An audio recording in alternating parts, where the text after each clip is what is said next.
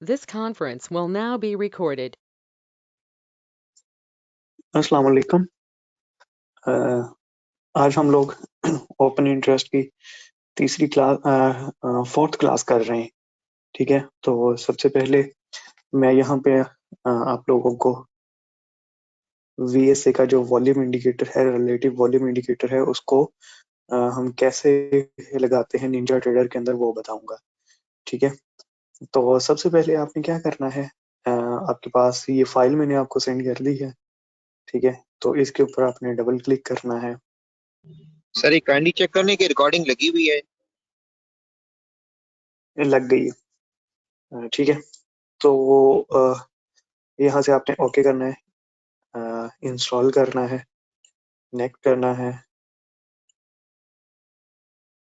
Next करना है। अब देखिए यहाँ पे MT4 पूछ रहा है। ठीक है, और निंजा ट्रेडर पूछ रहा है। हाँ, आप लोगों ने निंजा ट्रेडर के अंदर करना है। ठीक है, निंजा ट्रेडर सेलेक्ट करेंगे। यहाँ पे वो आपसे पूछेगा कि आपने कहाँ पे इंस्टॉल करना है। ये सबसे जो है ना, ये लोगों को समझ नहीं आती। तो यहाँ पे ना आपने एड्रेस देना है जहाँ पे आपका निंजा ट्रेडर इंस्टॉल हुआ पड़ा है। तो मेरा जो निंजा ट्रेडर इंस्टॉल हुआ है वो डॉक्यूमेंट्स के अंदर पड़ा हुआ है। डॉक्यूमेंट्स में के अंदर जाऊंगा और ये निंजा ट्रेडर 7, ठीक है, यहाँ पे जाऊंगा। यहाँ पे जाके मैं ये अपनी ऊपर वाली बार जो है, इसको एड्रेस को कॉपी कर लूंगा। कॉपी कर लिया। यहाँ पे कॉपी करने के बाद इधर आके मैं पेस्ट कर दूंगा इसको। ठीक है, पेस्ट करने के बाद मैं नेक्स्ट करूंगा। वो कह रहे हैं कि आपका जो ऑलरेडी इंस्टॉल हुआ पड़ा है, क्योंकि मेरा तो पड़ा हुआ है, इंस्टॉल हुआ पड़ा है ना, तो यहाँ से आप जब नेक्स्ट करेंगे तो ये आपका इंस्टॉल हो जाएगा। ठीक है, अब यहाँ से आपका जो काम है वो खत्म हो जाएगा। ठीक है, यहाँ पे आपका काम खत्म हो गया, इंस्टॉल आपके इधर चला गया है, निंजा ट्रेडर के अंदर आ गया। अब यहाँ पे निंजा ट्रेडर के अंदर आपने कहाँ पे क्या करना है, सबसे टूल्स में जाना है, और सॉरी फाइल्स में जाना है। आपने फाइल के अंदर आके यूटिलिटीज के अंदर आना है। यूटिलिटी के अंदर आके इंपोर्ट निंजा स्क्रिप्ट, ठीक है, इसके ऊपर क्लिक करना है, यस करना है।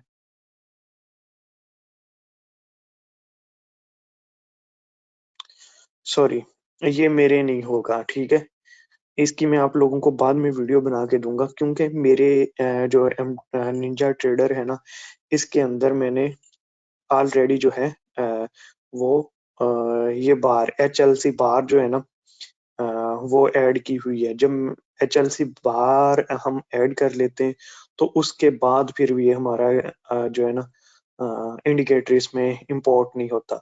तो सिंपल बता देता हूँ, चले आप लोगों को। आपने फाइल के ऊपर आना है, इंस्टॉल करना है, यूटिलिटीज के ऊपर आना है, इंपोर्ट निंजा स्क्रिप्ट। ठीक है, इंपोर्ट निंजा स्क्रिप्ट के ऊपर आप जाएंगे तो आपके पास ना एक फिर वो एड्रेस मांगेगा। ठीक है, आपसे फिर वो एड्रेस मांगेगा कि आपने कहाँ से इंपोर्ट करना है। तो इंपोर्ट करने के लिए आपने क्या करना है, आपने बिन में चले जाना है, सॉरी इंपोर्ट के अंदर चले जाना है। वहां से आपको वो इंपोर्ट का ऑप्शन मांगेगा। इंपोर्ट आपने आके यहाँ से करना है। ये मेरे पास पड़ा हुआ है ना, तो वहां से मैं वो वाला सारा एड्रेस खोल के यहाँ से आके इंपोर्ट कर दूंगा। ठीक है, इंपोर्ट जब हो जाएगा तो आपने क्या करना है, चार्ट खोलना है। चार्ट के ऊपर खोल के आ जाना है इंडिकेटर्स के अंदर। ठीक है, इंडिकेटर के अंदर आ जाना है। जब इंपोर्ट हो जाएगा ना, तो आपके ये वाले सारे इसके इंडिकेटर हैं, तो यहाँ पे आ जाएगा। ठीक है, जैसे ये आ गया है TG VSA प्लगइन और ये सारे। ठीक है, यहाँ पे जो होगा रिलेटिव वॉल्यूम भी आ गया होगा। ये देखें VSA रिलेटिव वॉल्यूम, इसके ऊपर क्लिक करके आपने यहाँ से ऐड कर लेना है। ठीक है, इसके ऊपर क्लिक करेंगे, न्यू करेंगे तो ये देख लो डबल ऐड हो गया है ना। सही है, और आपने अप्लाई करके ओके कर देना है, तो आपके पास ये वॉल्यूम लग जाएगा, इंडिकेटर लग जाएगा। समझ आ गई? ठीक है, फिर से बता देता हूँ। फाइल के अंदर जाना है, यूटिलिटीज के अंदर जाना है, इंपोर्ट निंजा स्क्रिप्ट, यस करेंगे तो यहाँ पे आपके पास जो एक विंडो ओपन होगी, वो वहाँ यहाँ पे एक आपसे एड्रेस मांगेगी कि कहाँ से आपने इंपोर्ट करना है। तो इधर से ही आपने क्या करना है, ठीक है, एड्रेस को ब्राउज को ओपन करना है। ओपन करने के बाद आपको पता है कि आपका कहाँ पे पड़ा हुआ है, ठीक है। आपने डॉक्यूमेंट्स, ठीक है, उधर से आपने खोलना स्टार्ट करते हैं। डॉक्यूमेंट्स आना है, डॉक्यूमेंट्स के बाद आपने आके निंजा ट्रेडर 7 खोलना है, बिन में आना है, सॉरी इंपोर्ट में आना है, क्योंकि आप इंपोर्ट कर रहे हैं तो ये वाला आपके पास पड़ा हुआ होगा, ठीक है। इसको इंपोर्ट कर देना और जिस तरह मैंने कहा इंडिकेटर लगा देना है, उसी तरह आपने इंडिकेटर को लगा देना है, ठीक है। तो इस तरह आपने इसको इसके साथ काम करना है।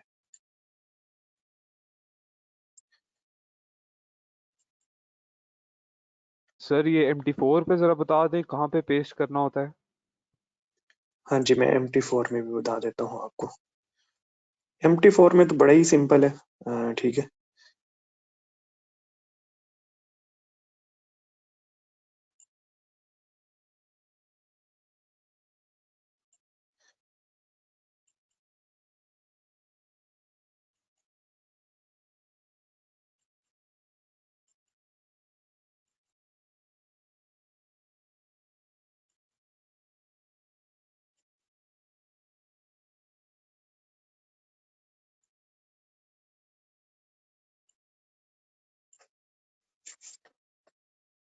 अच्छा जी, आपके पास जो इंडिकेटर मैंने आप लोगों को सेंड कर दिया था, ठीक है, इंडिकेटर मैंने सेंड कर दिया था, ये आपके पास इंडिकेटर पड़े हुए हैं VSA के, ठीक है। आपने HLC करना है, कोई भी इंडिकेटर करना है आपने इनमें से, ठीक है। तो रिलेटिव वॉल्यूम का आपने पूछा, सारे चलें कॉपी कर लें, ठीक है।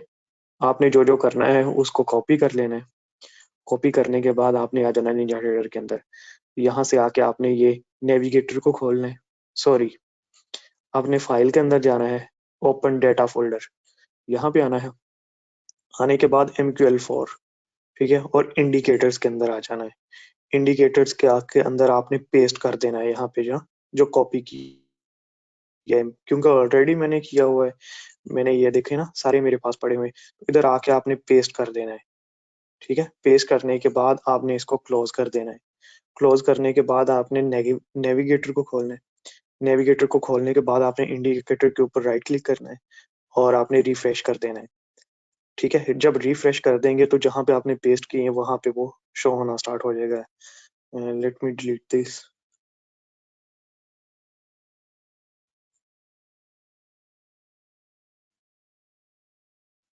इसको भी मैं डिलीट कर दूं। हमारे पास ऐसा चार्ट शो हो रहा होता है, तो आपने क्या करना है कि ये रिलेटिव वॉल्यूम था हमारे पास जो कॉपी किया है, जो पेस्ट किया है इधर आके, ठीक है।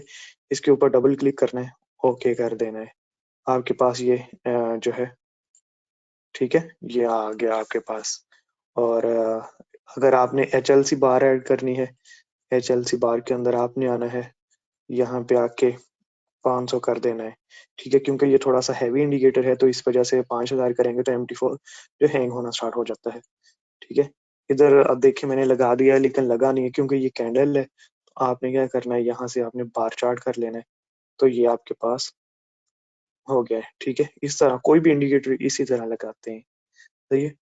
तो MT4 के अंदर इस तरह लगाया जाता है। और किसी का कोई क्वेश्चन हो तो वो बता दें, इंडिकेटर या इससे रिलेटेड कोई आपका सवाल है। सर एक्सेल मेरे लैपटॉप एक्सेल का में जो भी प्रॉब्लम आ रहा निंजा होता है ना, निंजा एक्सेल ट्रेडर 7 नहीं चल रहा जी। मेरे मेरे लैपटॉप में निंजा ट्रेडर 7 है ना, वो चल नहीं रहा, तो मैं ये रिलेटिव का तो ट्रेडिंग व्यू में नहीं लगा सकता ना ये इंडिकेटर। ट्रेडिंग व्यू पे अपना इंडिकेटर होता है वॉल्यूम का, आप वो यूज कर लें।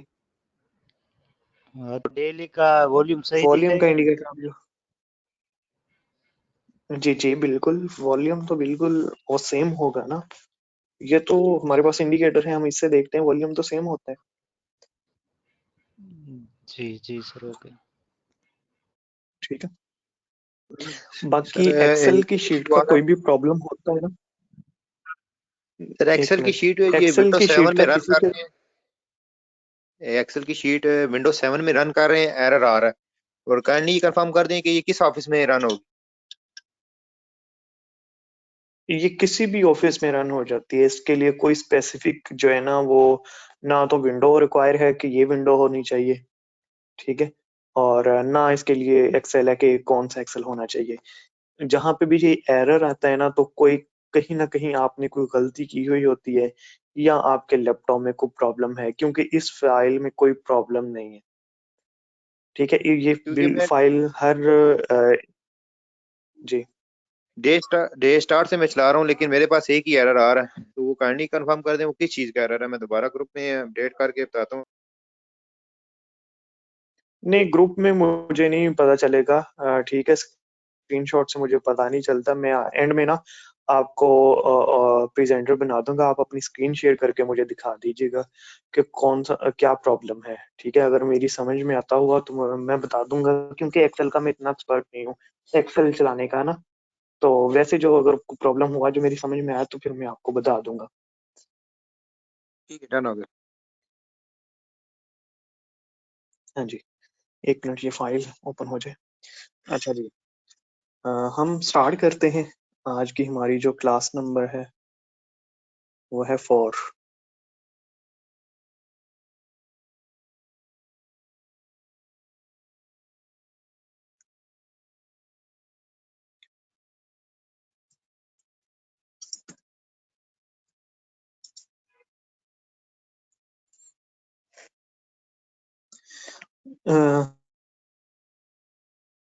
ठीक है, आज की हमारी ये क्लास है, तो इसमें आज हमारे जो टॉपिक होंगे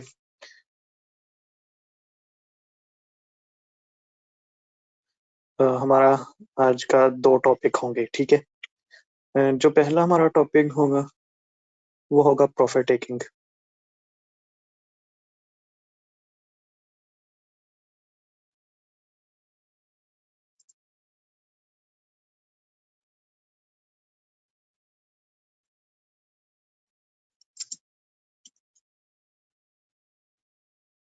ठीक है, नंबर 1 जो होगा।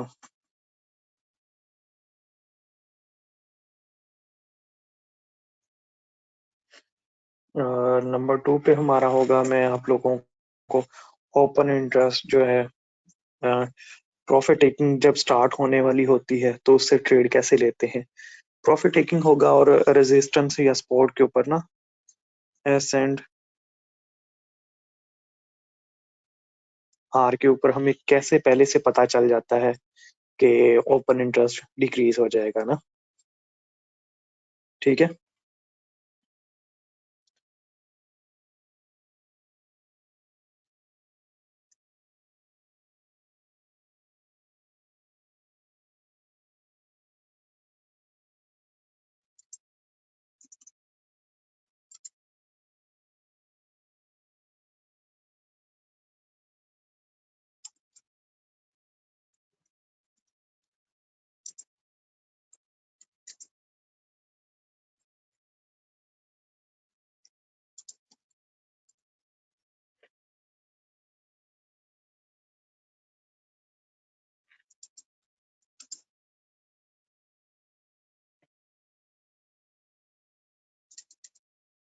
अच्छा जी, सपोर्ट एंड रेजिस्टेंस के ऊपर हमें पहले से कैसे पता चल जाता है कि यहाँ पे प्रॉफिट टेकिंग स्टार्ट हो जाएगी, ठीक है। पहले प्रॉफिट टेकिंग क्या होती है और सपोर्ट एंड रेजिस्टेंस के ऊपर जब मार्केट जाती है तो हमें पहले से कैसे पता चल जाता है कि यहाँ पे प्रॉफिट टेकिंग स्टार्ट हो सकती है, ठीक है। या रिवर्स ट्रेड हम लोग कैसे लेंगे, ठीक है। या इसको कह रहे हैं कि प्रॉफिट टेकिंग और प्रॉफिट टेकिंग के साथ ट्रेडिंग ट्रेड कैसे ली जाती है, ठीक है। आज के हमारी ये 2 टॉपिक होंगे। अच्छा, प्रॉफिट टेकिंग क्या होती है? पहला तो ये है कि प्रॉफिट टेकिंग क्या होती है। पहले मैं थोड़ा सा इधर आप लोगों को बता दूं। अब देखें, मार्केट जा रही है ऊपर, 12 बनी, ओपन इंटरेस्ट का इंक्रीज आया, फिर मार्केट ऊपर गई, ओपन इंटरेस्ट फिर इसका जो है इंक्रीज हो गया, ठीक है। फिर क्या हुआ, मार्केट ऊपर गई, ओपन इंटरेस्ट फिर अगले दिन हमारा इंक्रीज हो गया, ठीक है। अगले दिन फिर मार्केट ऊपर चली जाती है। इस तरह मार्केट ऊपर जाती जा रही है और ओपन इंटरेस्ट इंक्रीज होता जा रहा है। ठीक है, ये कह लें कि मार्केट ट्रेंड के अंदर जो है वो जा रही है और ओपन इंटरेस्ट इंक्रीज होता जा रहा है। अब मार्केट पहुंच गया यहाँ पे। ठीक है, ओपन इंटरेस्ट फिर इसका इंक्रीज हो गया। तो क्या हुआ, यहाँ पे आके रेजिस्टेंस कोई भी हमारा लेवल आ गया। ठीक है, यहाँ पे हमारा कोई भी लेवल आ जाता है, लेट्स सपोज, तो क्या होता है। अच्छा, ये लेवल जो होता है ना, ऐसा नहीं है कि हमने लेवल लाइन लगाई है तो हमारा ये लेवल आ चुका है। ठीक है, या पीछे इसके मार्केट के और भी टचेस थे, मार्केट ने यहाँ पे टच किया था, फिर टच किया था, ऊपर गई थी, यहाँ पे टच किया था, तो उसकी वजह से ये लेवल बना हुआ है। ऐसा नहीं होता। अब लेवल जो है ना, वो बैंक जो होते हैं ना, उन्होंने फिक्स किए होते हैं कि उन्होंने अपनी करेंसी को कितना ऊपर जाने देना है। ठीक है, अगर उनकी करेंसी स्ट्रांग हो रही है तो उन्होंने कौन से स्टेप्स लेने हैं, करेंसी उनकी वीक हो रही है तो उन्होंने कौन से स्टेप्स लेने हैं।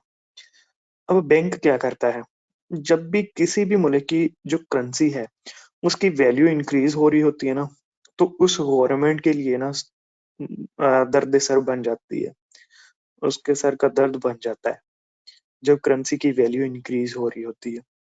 तो इस फिर क्या होता है कि उसकी गवर्नमेंट और इसका जो सेंट्रल बैंक होता है वो अपनी करेंसी को जानबूझ के डिवैल्यू करते हैं।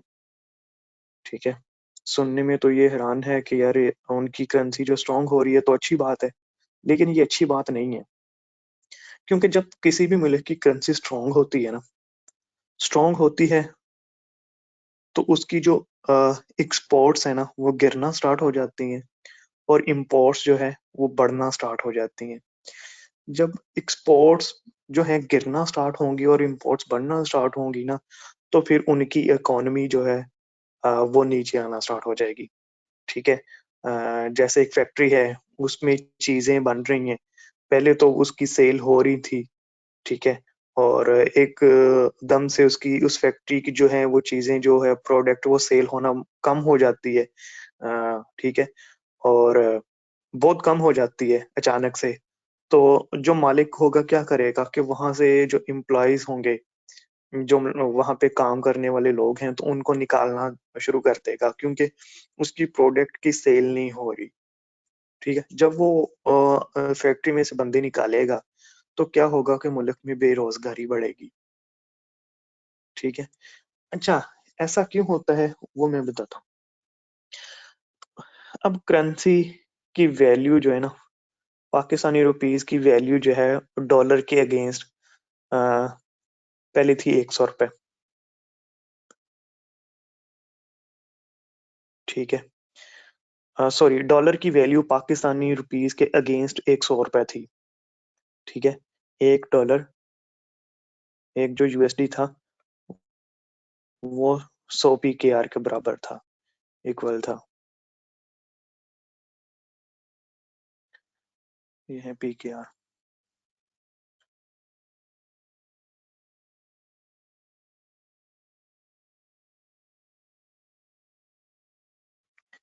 ठीक है, क्योंकि एक डॉलर 100 रुपए का था। अब क्या हुआ कि एक बंदा पाकिस्तान से एक प्रोडक्ट बाय कर रहा था। ठीक है, पाकिस्तान से एक बंदा प्रोडक्ट जो बाय कर रहा था, कोई भी है, एक पेप्सी की बोतल है या कोक बाय कर रहा था, वो उसको 100 रुपए की मिल रही थी। अगर बाहर से 1 डॉलर लेके आता था, ठीक है, और वहां से यहाँ पाकिस्तान से 1 डॉलर की बाय करता था, तो उसको एक पेप्सी या एक कोक मिलती थी। अब क्या हुआ कि पीकेआर जो है ना, इसकी ये स्ट्रांग हो गया डॉलर के अगेंस्ट। जब ये स्ट्रांग होगा, ठीक है, जब ये स्ट्रांग होगा ना, तो अ, इसकी वैल्यू जो है ना 90 हो जाएगी। ठीक है, 1 डॉलर जो है ना, क्योंकि ये स्ट्रांग हो चुका है। अच्छा, यहाँ से मैं थोड़ी सी, हाँ, ठीक है, अब ये 90 रुपीज का हो चुका है $1, ठीक है।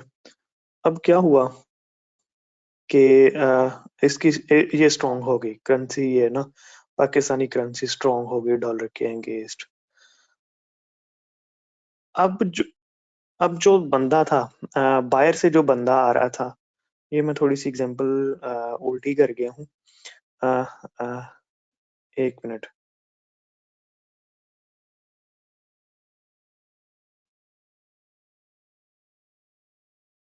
This conference will now be recorded.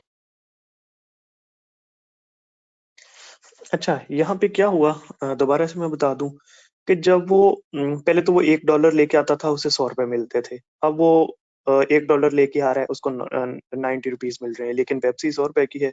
तो क्या होगा कि अब $1.1 के अंदर उसको एक कोक या पेप्सी मिलेगी, ठीक है। $1.1 के अंदर एक कोक मिलेगी। तो जो पीकेआर है उसकी स्ट्रेंथ इंक्रीज होती है, ठीक है, और 80 रुपीज हो जाती है। 80 पीकेआर, $1 के 80 पीकेआर हो जाते हैं। तो क्या होगा कि आप उसको $1 वो लेके आएगा पाकिस्तान में इन्वेस्टमेंट के लिए, कोई भी चीज बाय करने के लिए, तो उसको 80 रुपीज मिलेंगे। लेकिन जो कोक है वो $100 की है, ठीक है। तो उसको $1.2 लेके आने पड़ेंगे अब एक कोक बाय करने के लिए, ठीक है। पहले वो $1 के अंदर एक कोई कोक बाय कर रहा था, अब उसको $1.2 के अंदर कोक बाय करना पड़ रही है। कोक कह लें या कोई भी इंडस्ट्री है, वहां से वो प्रोडक्ट बाय कर रहा था। पहले $1 का एक पीस बाय कर रहा था, अब $1.2 का जो पीस बाय कर रहा है। तो क्या हुआ, क्योंकि पीकेआर ने स्ट्रेंथ पकड़ ली थी। अब वो देखेगा कि यार मुझे यहाँ $1.2 के अंदर ये पीस मिल रहा है, कोक की बोतल मिल रही है, ठीक है। तो वो कहीं और देखेगा जहां पे उसको ना पाकिस्तान से सस्ती मिल रही है। लेट्स सपोज को उसको ना इंडिया के अंदर $1 की मिल रही है, ठीक है, कोक। $1 की कोक मिल रही है, एक कोक। तो वो क्या करेगा, पाकिस्तानी, क्योंकि रुपीज जो है इसकी स्ट्रेंथ में इसकी ये स्ट्रेंथ स्ट्रांग हो गया है, ठीक है। तो इसको 1.2 में मिल रही है, लेकिन जो इंडिया में उसको मिल रही है $1 की, तो वो इंडिया से बाय करना स्टार्ट हो जाएगा। तो इससे क्या होगा कि पाकिस्तान की जो एक्सपोर्ट्स हैं वो नीचे आ गई हैं, ठीक है। और इंपोर्ट्स कैसे बढ़ेंगी, जो पाकिस्तान के अंदर ही इन्वेस्टर बैठा हुआ है, ठीक है, वो भी अगर वो हिसाब लगाएगा कि वो पाकिस्तान से अगर कोक बाय करता है तो उसको $1.2 में पड़ रही है, ठीक है। अगर वो किसी हमसाया मुल्क से या किसी भी जगह से जहां से वो इजीली वो बाय कर सके प्रोडक्ट, उसको वहां से मिल रही है $1 के अंदर, तो वो क्या करेगा, 1.2 की पाकिस्तान से नहीं खरीदेगा। अगर उसको $1 की कहीं और से मिल रही है, उसके खर्चे सारे निकाल के, तो वहां से वो बाय करना स्टार्ट कर देगा। इससे क्या हुआ, इंपोर्ट्स तो एक्सपोर्ट्स तो गिर गई ना। जो पहले बायर वाला बंदा पाकिस्तान से खरीद रहा था वो तो भागा ही भागा, लेकिन अपने जो बंदे थे वो भी बाहर से लेके आना स्टार्ट हो गए, ठीक है। उन्होंने भी जो प्रोडक्ट्स थी वो बाहर से लेके आना स्टार्ट कर दी। तो एक्सपोर्ट्स जो है वो गिर गई, इंपोर्ट्स बढ़ना स्टार्ट हो गई, सही है। तो इससे क्या होगा कि इकोनॉमी जो है वो अनएम्प्लॉयमेंट जो होता है ना वो बढ़ेगा, बेरोजगारी बढ़ जाएगी, ठीक है। तो इसलिए जितनी भी करेंसी स्ट्रांग होती जाएगी वो गवर्नमेंट के लिए खतरा बनती जाती है, ठीक है। तो पाकिस्तानी करेंसी को इसीलिए इतना डीवैल्यू किया गया है। पहले एक बंदा $1 लेके आता था, उसको $100 रुपए मिलते थे, ठीक है। अब वो बंदा $1 लेके आता है और उसको मिलते हैं $160, 160 पी के आर मिलते हैं। तो पाकिस्तानी जो करेंसी है इसको डीवैल्यू करने का मकसद ही ये था कि हमारी जो है एक्सपोर्ट्स इंक्रीज हो जाएं, ठीक है, और जो इंपोर्ट्स हैं वो डिक्रीज हो जाएं, और बाहर से जो लोग हैं उनके लिए बड़ी अट्रैक्शन है, ठीक है। जो इन्वेस्टर्स है ना बाहर के, उनको उनको ये चीज बड़ी अट्रैक्ट करती है कि यार पाकिस्तान की करेंसी इतनी वीक है, तो यहाँ पे जाके अगर हम कारोबार करेंगे तो हमें जो प्रॉफिट भी ज्यादा होगा और हम ज्यादा बड़ा बिजनेस कर सकते हैं, ठीक है। तो ये इन्वेस्टर जो होते हैं उनको अट्रैक्ट करती है, लेकिन जो आवाम होती है उसके लिए ये बड़ी बड़ी जो है ना मतलब कि परेशानी वाली बात है, क्योंकि मुल्क में महंगाई बढ़ जाती है। अच्छा, जो ही क्योंकि स्ट्रेंथ पकड़ती है करेंसी, तो फिर जो सेंट्रल बैंक होता है या जो होता है गवर्नमेंट होती है, उसकी ख्वाहिश होती है कि मार्केट को और जो करेंसी को है वो नीचे गिराया जाए, तो वो फिर कुछ ना कुछ स्टेप्स लेते हैं और करेंसी को गिराते हैं। ठीक है, इसी को कहते हैं रेजिस्टेंस है मार्केट के अंदर, ये एक रेजिस्टेंस है। ठीक है, इसलिए मार्केट को गिराया जाता है वहां से, उसका सेंट्रल बैंक उसको गिराता है। अच्छा, हम आते हैं टॉपिक के ऊपर। अब आपको पता चल गया ना कि ये रेजिस्टेंस क्यों बनी है और सपोर्ट क्यों बनी है। सपोर्ट इसलिए बनती है कि उनकी करेंसी बहुत ज्यादा वीक हो जाती है। जब बहुत ज्यादा वीक हो जाती है, आवाम परेशान होने लगती है, महंगाई बढ़ती है। ठीक है, तो क्या करता है फिर बैंक या गवर्नमेंट स्टेप्स लेती है, करेंसी को फिर ऊपर लेके जाती है। ठीक है, और इसको बैलेंस करने की कोशिश करती है, इसलिए जो मार्केट में सपोर्ट्स बन रही होती हैं। ठीक है, इसीलिए करेंसी जो होती है वो लॉन्गर टर्म रेंज में ही रहती है, कभी ऊपर आई है, नीचे गई है, ऊपर गई है, नीचे आई है। ठीक है, आप बड़ा टाइम फ्रेम खोल के देखेंगे तो उसके अंदर आपको करेंसी रेंज के अंदर ही मिलेगी। अब यहाँ पे इन सारे लोगों ने बाय किया था। बाय कैसे किया था, हमें ओपन इंटरेस्ट ने बता दिया था, क्योंकि ओपन इंटरेस्ट इंक्रीज आता जा रहा था। हमें पता है कि नई ट्रेड्स ओपन हो रही हैं, मार्केट अप जा रही है, नई ट्रेड्स ओपन हो रही हैं। ठीक है, अब यहाँ पे आके इन लोगों ने प्रॉफिट टेकिंग करनी है। जाहिर सी बात है, जिन्होंने यहाँ से बाय किया है, ठीक है, बाय किया है, तो उन्होंने अब यहाँ पे आके प्रॉफिट टेकिंग करनी है। जब ये बाय वाले अपनी ट्रेड को क्लोज करेंगे ना, क्लोज करने के लिए इनकी जो ट्रेड है वो सेल बन के लगेगी मार्केट के अंदर। सही है, आप लोगों ने अगर कोई चीज बाय की हुई होती है तो उसको प्रॉफिट उसका लेने के लिए उसको सेल करते हैं ना। ठीक है, आपने बाय की ट्रेड ली हुई है, आपने कार बाय की हुई है, तो अब आपने प्रॉफिट करना है तो आप उस बाय की ट्रेड को सेल करेंगे ना। जब उस ट्रेड में से आप बायर आएंगे तो उसको वो सेल बन के मार्केट में लगेगी। जब सेल बन के वो मार्केट में लगेगी, क्या होगा कि मार्केट नीचे आना स्टार्ट हो जाएगी। ठीक है, ओपन इंटरेस्ट हमें बता देगा, ओपन इंटरेस्ट जो है वो गिरना स्टार्ट हो जाएगा मार्केट से, जो क्योंकि ट्रेड जो है वो क्लोज हो रही हैं। ओपन इंटरेस्ट हमें बता देगा कि मार्केट से ट्रेड क्लोज हो रही है, तो इसको कहते हैं कि इन्होंने जितना बाय किया था प्रॉफिट टेकिंग स्टार्ट कर दी है। ठीक है, प्रॉफिट टेकिंग स्टार्ट कर दी है। अब 3 बार बनी है नीचे की, और ओपन इंटरेस्ट मुसलसल नीचे आता जा रहा है, मार्केट नीचे आती जा रही है, ओपन इंटरेस्ट फिर नीचे आता जा रहा है। ठीक है, तो इससे हमें पता है कि ये सारी वाली जो मूव है ना, ये सारी मूव है, ये प्रॉफिट टेकिंग है, ये रियल जो है सेलिंग नहीं है। ओपन इंटरेस्ट हमें पहले से बता देता है कि मार्केट जो है उसमें सेलर्स आए हैं या जो बायर हैं वो एग्जिट हो रहे हैं। नए सेलर्स आए हैं उसकी वजह से मार्केट नीचे आ रही है, या जो पुराने बायर्स थे वो मार्केट से निकल रहे हैं उसकी वजह से सेलिंग हो रही है। अगर यहाँ से ओपन इंटरेस्ट इंक्रीज हो जाता, ठीक है, और मार्केट नीचे आना स्टार्ट हो जाती, तो हम कहते कि यार ये जो पुराने बायर एग्जिट कर रहे हैं, ठीक है, उनकी ट्रेड को भी सेलर्स खा रहे हैं, और अपनी ट्रेड जो है और भी उनको एग्जीक्यूट कर रहे हैं। ओपन इंटरेस्ट अगर 1-2 दिन गिरने के बाद बढ़ना स्टार्ट हो जाए, तो इसका मतलब है कि जो सेलर है, नई सप्लाई मार्केट के अंदर आ चुकी है। ठीक है, अगर ओपन इंटरेस्ट इंक्रीज होना स्टार्ट हो जाए डाउनवार्ड्स के अंदर। ठीक है, तो ये होती है प्रॉफिट टेकिंग। प्रॉफिट टेकिंग की समझ आ गई आप लोगों को?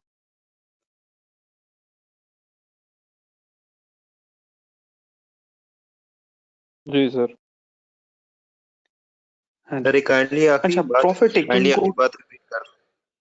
आखिरी बात रिपीट कर दें कि जिसमें आपने बोला कि अगर डाउन बार्स पे अगर ओपन इंटरेस्ट इंक्रीज आ जाता है, तो काइंडली इस बात को जरा थोड़ा सा एक्सप्लेन कर।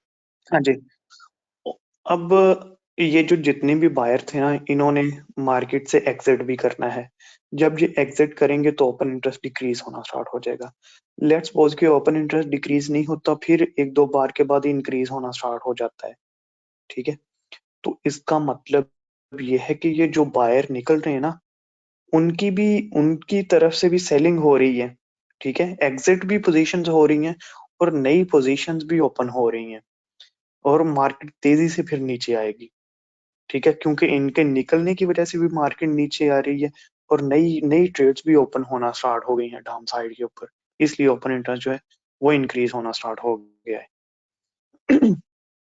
ठीक है, अब प्रॉफिट टेकिंग को ट्रेड कैसे किया जाता है ये बता दूं।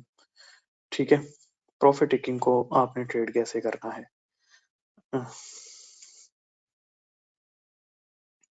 लेट्स सपोज कि यहाँ पे मार्केट आई है, आगे आगे आगे है रेजिस्टेंस। ठीक है, ये एक जो है एरिया था रेजिस्टेंस का। आपने देखा कि जो ही बार डाउन क्लोज हुई ओपन इंटरेस्ट इसका कम हो गया। ठीक है, अब प्रॉफिट टेकिंग कहाँ तक होगी ये नहीं पता हमें होता है। हो सकता है कि इसी बार के अंदर सारी प्रॉफिट टेकिंग हो जाए, हो सकता है कि अगली बार के अंदर भी प्रॉफिट टेकिंग हो, इसके अंदर भी प्रॉफिट टेकिंग हो। ओपन इंटरेस्ट डिक्रीज कब तक होना है ये नहीं पता होता। ठीक है, अच्छा जी, मार्केट अब डाउन आ रही है। ठीक है, ओपन इंटरेस्ट जो है वो गिरता ही चला जा रहा है। आपने जो ज्यादातर सेफ साइड पे रहना है तो इस मूव को ट्रेड नहीं करना। ठीक है, जिसके ऊपर ओपन इंटरेस्ट गिर रहा हो। ट्रेड कब करना होता है, फिर ओपन इंटरेस्ट 12 कब की बन गई, ओपन इंटरेस्ट फिर यहाँ से इंक्रीज हो गया तो आपने इस बार के ऊपर ट्रेड ले लेनी है। फिर क्या हुआ, 12 की बनी, फिर आपने बाय की ट्रेड ले ली, ओपन इंटरेस्ट इंक्रीज हो गया। इसी तरह मार्केट ने इसको ब्रेक किया, ओपन इंटरेस्ट फिर इंक्रीज हुआ, आपने बाय की ट्रेड ले ली। ठीक है, तो इस तरह आपने ट्रेड लेते जाना है। अगर प्रॉफिट टेकिंग को ट्रेड करना है ना, प्रॉफिट टेकिंग को ट्रेड करना है तो उसके लिए क्या है कि जो ही पहली बार ये नीचे वाली बनी, ठीक है, और ओपन इंटरेस्ट इंक्रीज हो डिक्रीज हो गया, आपको पता है कि रेजिस्टेंस भी है और प्रॉफिट टेकिंग स्टार्ट हो गई है। अब आपने पीछे देखना है कि नजदीक तरीन कोई स्पॉट है मार्केट के अंदर। ठीक है, लेट्स सपोज कि यहाँ पे एक स्पॉट बनी हुई है नहीं पीछे वाली। ठीक है, आपने स्पॉट को ढूंढनी है, स्पॉट ढूंढ के यहाँ पे आपके स्पॉट है। आपको पता है कि मार्केट के पास ना इतना फ्री फ्लोट एरिया है, यहाँ तक मार्केट आ सकती है। ठीक है, और आपने क्या करना है, यहाँ पे आपने सेल की ट्रेड ले लेनी है। आपको पता है प्रॉफिट टेकिंग स्टार्ट हो गई है। प्रॉफिट टेकिंग कहाँ तक होगी, जहां पे अगला लेवल होगा, जहां पे अगला सपोर्ट का लेवल होगा। ठीक है, जो ही मार्केट इस सपोर्ट को अप्रोच करेगी यहाँ से फिर क्या होगा, बार अप बनेगी और ओपन इंटरेस्ट इंक्रीज होना स्टार्ट हो जाएगा। ये तरीका होता है प्रॉफिट टेकिंग को ट्रेड करने का। प्रॉफिट टेकिंग आपने हमेशा वहां तक आपने इस मूव को ट्रेड करना है जहां पे अगला लेवल है, नेक्स्ट लेवल है। ठीक है, तो इस तरह प्रॉफिट टेकिंग ये होती है और इसको ट्रेड कैसे करना है वो मैंने आप लोगों को बता दिया है। यहाँ पे मैं कुछ एग्जांपल देख लेता हूँ।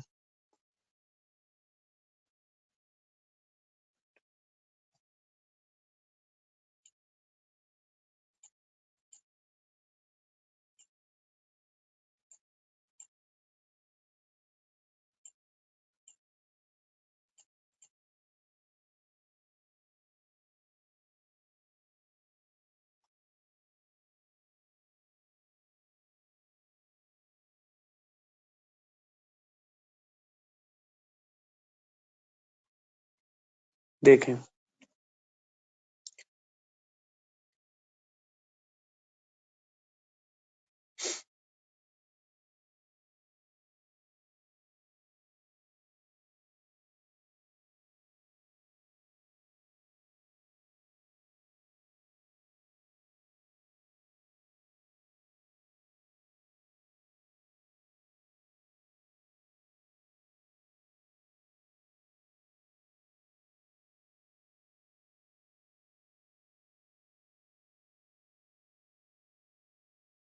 लाइट शूट को क्या रोलना पड़ गया।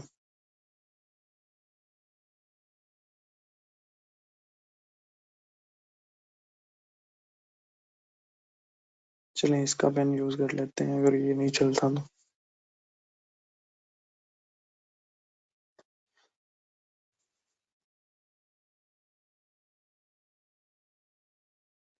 अच्छा, यहाँ पे आपने नहीं,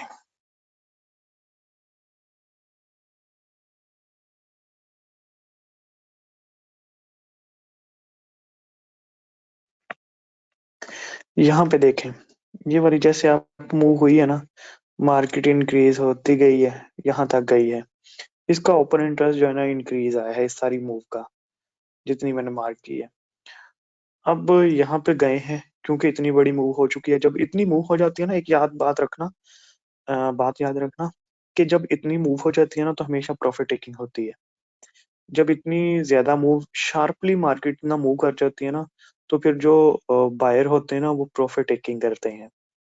इतना क्योंकि उन्होंने यहाँ से बाय किया तो यहाँ तक काफी प्रॉफिट बना लिया है, तो फिर कुछ जो शॉर्ट टर्म के लिए जिन्होंने बाय किया होता है तो वो यहाँ से प्रॉफिट टेकिंग स्टार्ट कर देते हैं। अच्छा, इस मूव के ऊपर ओपन इंटरेस्ट इंक्रीज हुआ है, ये वाली बनी है। अब यहाँ से आपको पता चला कि नेक्स्ट बार जो है डाउन बन चुकी है एक, ठीक है, ये वाली रेड बार, और उसके ऊपर ओपन इंटरेस्ट डिक्रीज हो गया है। आपको पता चल गया कि यार ये प्रॉफिट टेकिंग स्टार्ट हो चुकी, क्योंकि यहाँ पे एक लेवल भी है, ये पुराना लेवल है, इक्वल हाइज है, ठीक है, प्रॉफिट टेकिंग स्टार्ट हो चुकी है। अब आप चाह रहे हैं कि यार यहाँ से सेल ट्रेड ली जाए। आपने अगर यहाँ पे सेल की ट्रेड ले ली है, ठीक है, आपने यहाँ पे सेल की ट्रेड ले लिया, तो सेल की ट्रेड कहाँ तक लेनी है? अगले लेवल तक, जैसे ये एक छोटा सा लेवल है, ठीक है, क्योंकि प्रॉफिट टेकिंग यहाँ तक होगी, यहाँ तक प्रॉफिट टेकिंग होगी, ओपन इंटरेस्ट गिरता जाएगा। जो ही मार्केट यहाँ पहुंचेगी फिर इस मूव के ऊपर ओपन इंटरेस्ट इंक्रीज होना स्टार्ट हो जाएगा, ठीक है। तो इस तरह आपने ओपन प्रॉफिट टेकिंग को ट्रेड करना है।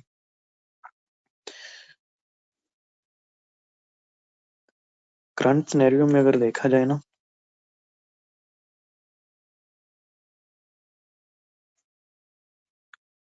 करंट गोल्ड का सिनेरियो देख लेते हैं। ये ओपन इंटरेस्ट इंक्रीज हुआ,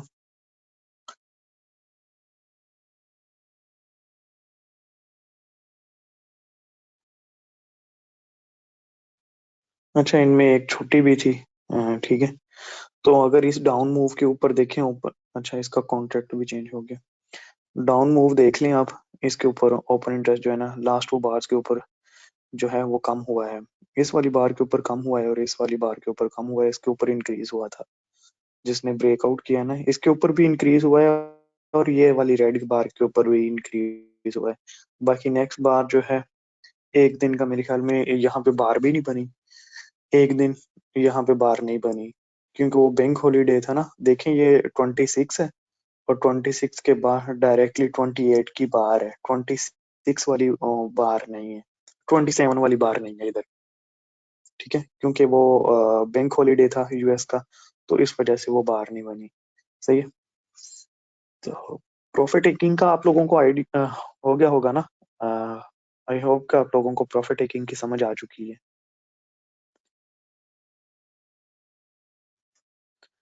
या कुछ आप लोगों ने इसके ऊपर प्रैक्टिस भी करनी है और फिर मुझे बताते भी रहना है, सही है। एक होमवर्क भी दूंगा आप लोगों को आज।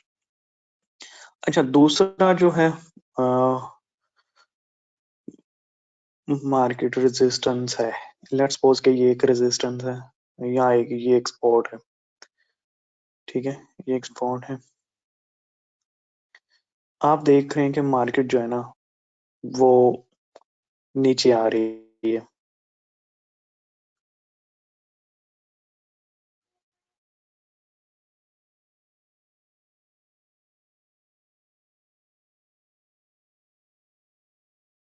ठीक है, ओपन इंटरेस्ट इंक्रीज हो रहा है, ओपन इंटरेस्ट इसका बीरिश है, ठीक है। आगे एक रेजिस्टेंस आ चुकी है, रेजिस्टेंस जो ही आती है, सपोर्ट जो ही आती है, यहाँ पे आके मार्केट जो एक डाउन बार बनाती है और ओपन इंटरेस्ट डिक्रीज हो जाता है।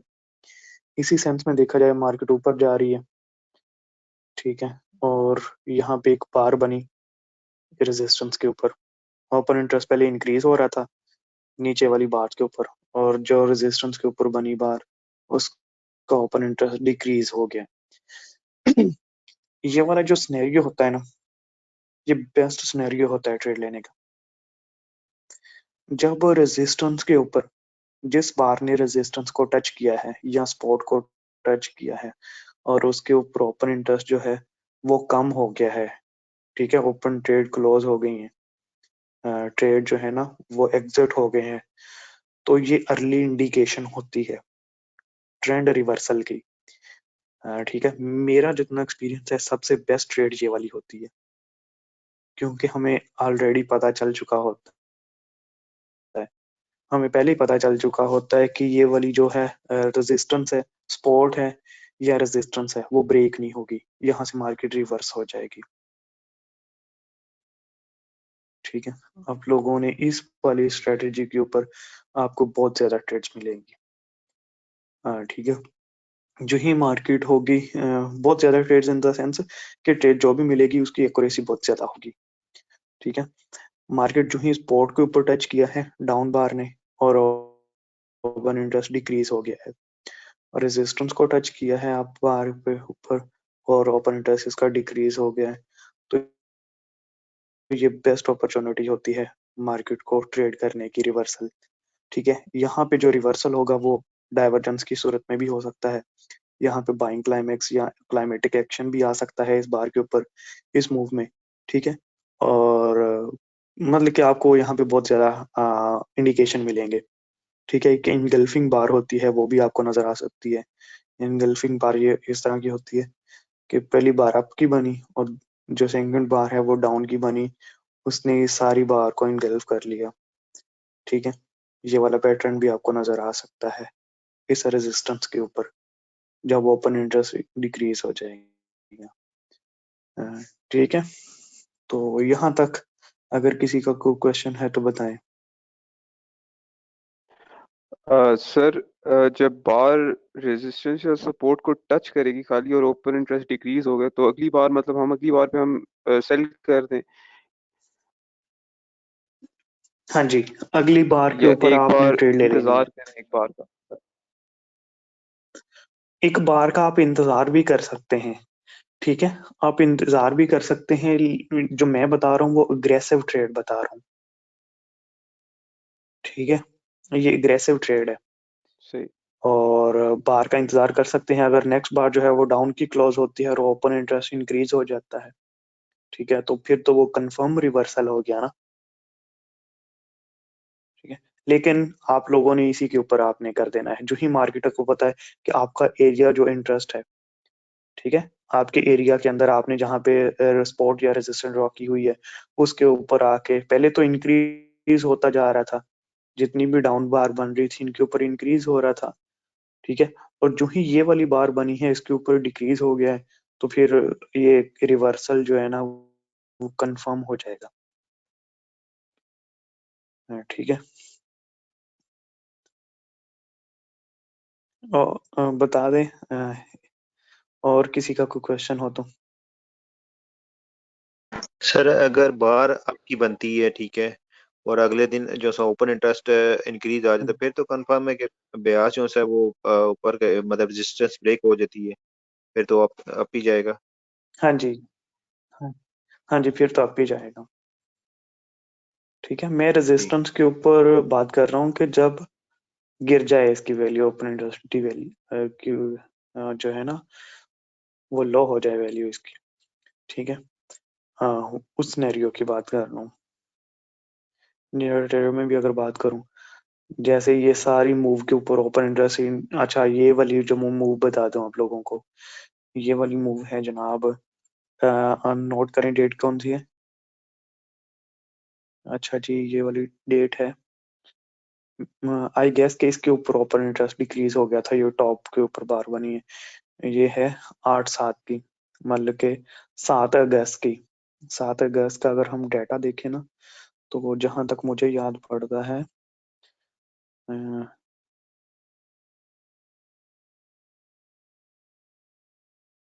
एक मिनट, रुक जा अल्लाह के बंदे। 7 अगस्त का अगर डाटा देखा जाए, यहाँ से मैं अगर देखना चाहूँ तो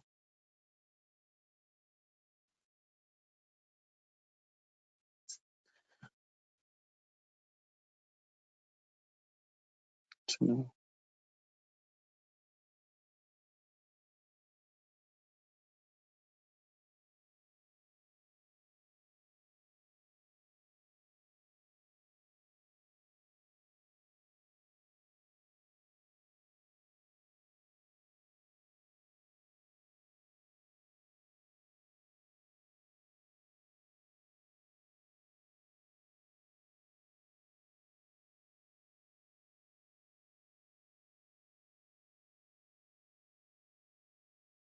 हाँ ये देखें, ये 7 अगस्त का डाटा है, ठीक है।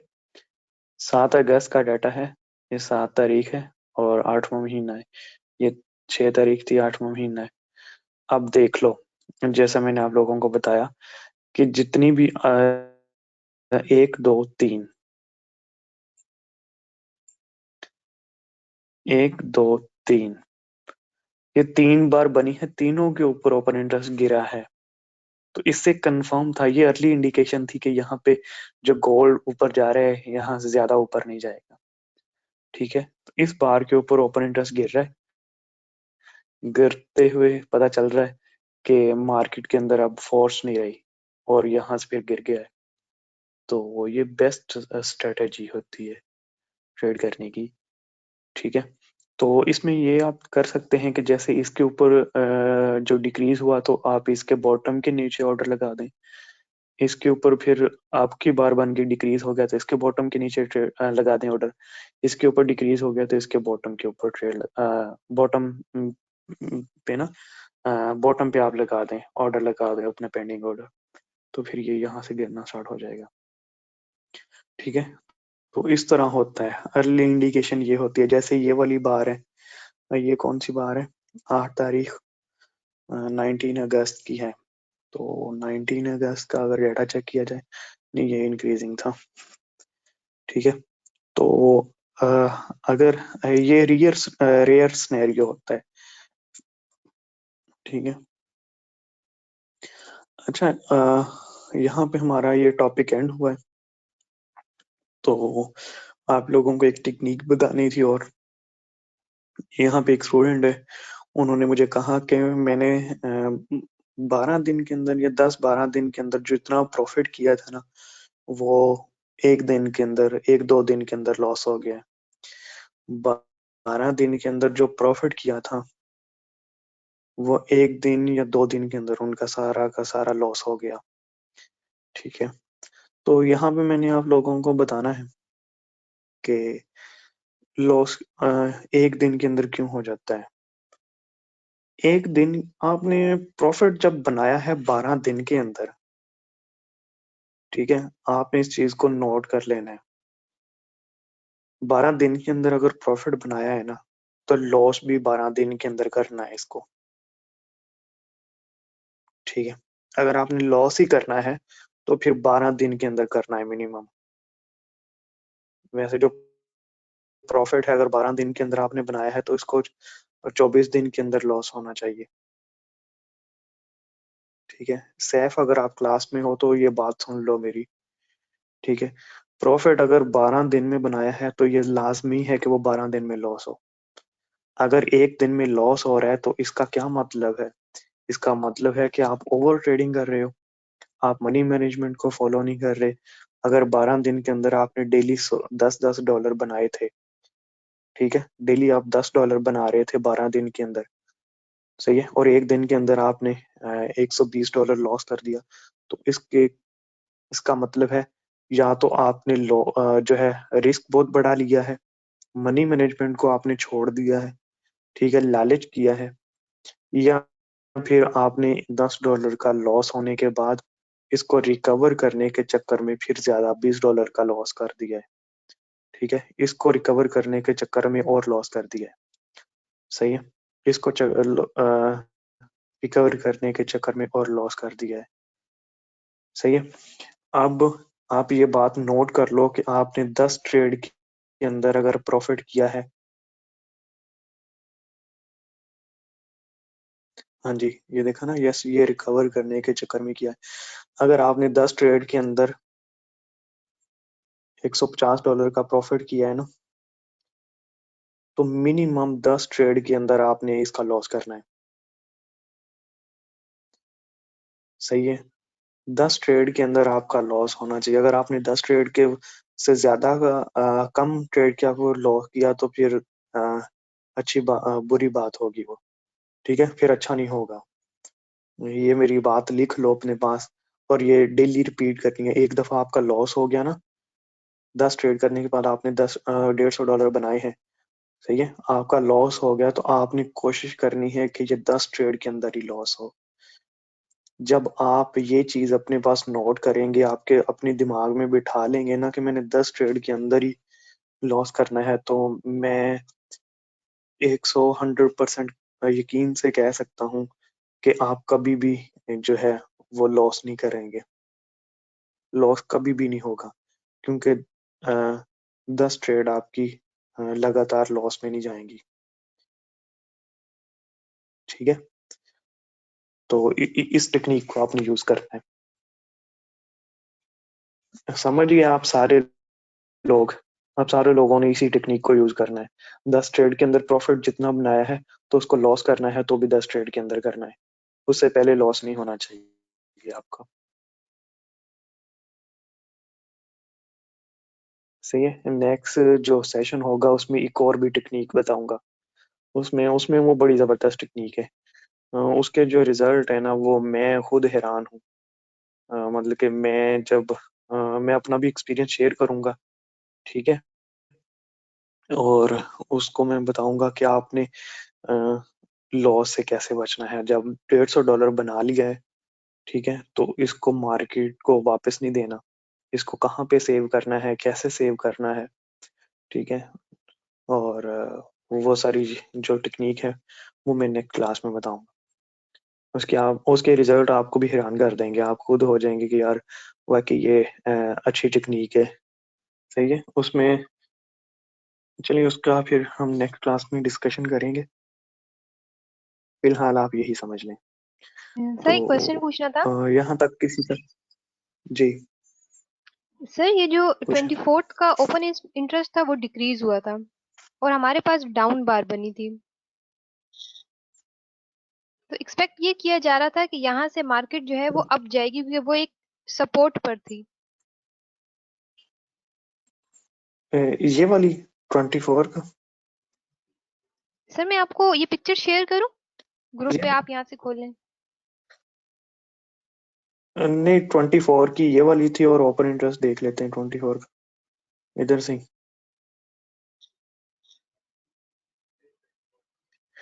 24 का, हाँ जी, सर डाउन बार थी और ओपन ये इंटरेस्ट वाला, डिक्रीज हुआ, पहले इंक्रीज हो रहा था 3 दिन तक इंक्रीज हुआ है, फिर उसके बाद डिक्रीज हुआ है, बार हाँ जी, सपोर्ट पे आके रुकी, एक्सपेक्ट ये किया जा रहा था कि मार्केट अप जाएगी, हाँ जी। देखो फिर उससे इसमें देखो नेक्स्ट। जी सर। ओपन, हाँ जी, सर फिर इससे नेक्स्ट बार भी जो मैंने बिल्कुल आप उसी लोगों को लेवल पे सिनेरियो ये क्लोज हुई बताया थी। है। हाँ जी, मैं एक मार्केट नीचे आ रही है, ओपन इंटरेस्ट इंक्रीज होता आ रहा है, ठीक है, इंक्रीज होता आ रहा है। ये जो बार है ना, ये जो लास्ट बार है, लेट्स सपोज कि ये बनी है स्पॉट के ऊपर, इन सब का ओपन इंटरेस्ट इंक्रीज होता आ रहा है, ठीक है, इसका भी इंक्रीज हुआ, इसका भी इंक्रीज हुआ, इसका भी इंक्रीज हुआ, ठीक है, इसका डिक्रीज हो गया स्पॉट के ऊपर, तो फिर ये ऊपर जाएगी, ठीक है। अब ये देख लो, इस सिनेरियो सारे को देखो ना, इसका आपने बार टू बार एनालिसिस करना है, हर बार का ओपन इंटरेस्ट देखना है, सही है। एक तो ये खुद मार्केट लेवल से निकली है, ये भी एक लेवल है, ब्रेक किया है इसने, ठीक है, उसके ऊपर ओपन इंटरेस्ट डिक्रीज हो गया है। अब देखो एक मिनट,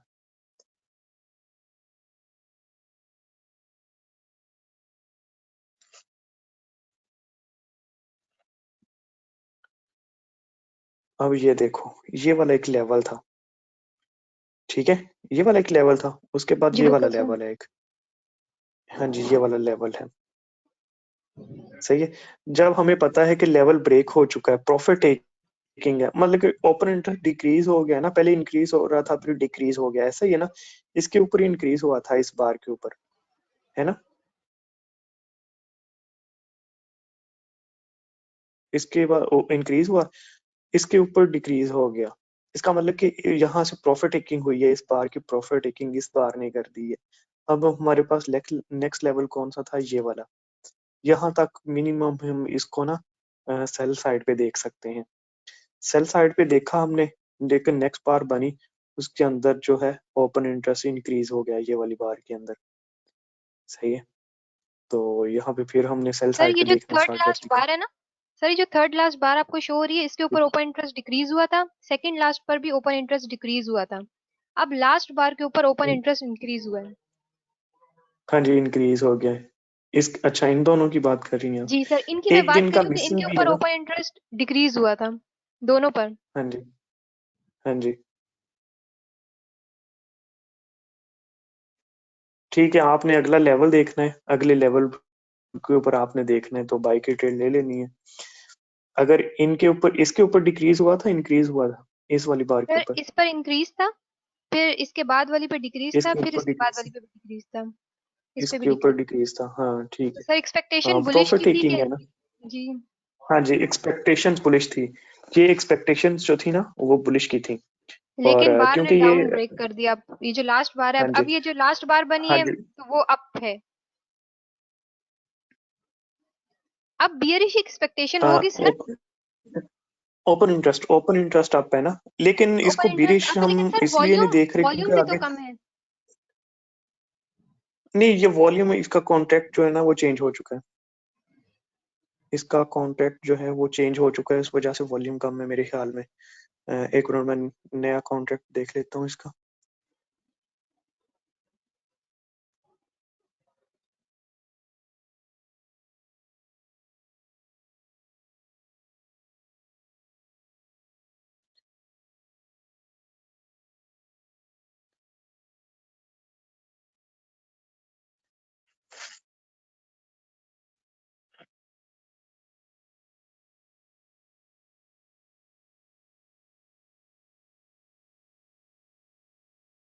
सर नहीं, इसका कॉन्ट्रैक्ट, जी वही नहीं कॉन्ट्रैक्ट है, कॉन्ट्रैक्ट इसका नहीं चेंज हुआ, वॉल्यूम वैसे ही। हाँ जी, वॉल्यूम नहीं डिक्रीज हुआ है, मैंने कहा ओपन एकदम इंटरेस्ट से जो है वॉल्यूम वो गिरा है ना। बियरिश सजेस्ट कर रहा है। हाँ जी, बिरिश सुजेस्ट कर रहा है। लेकिन वॉल्यूम अब सपोर्ट नहीं देखें, कर रहा बीएसए का। हाँ जी, वॉल्यूम स्पॉट नहीं कर रहा।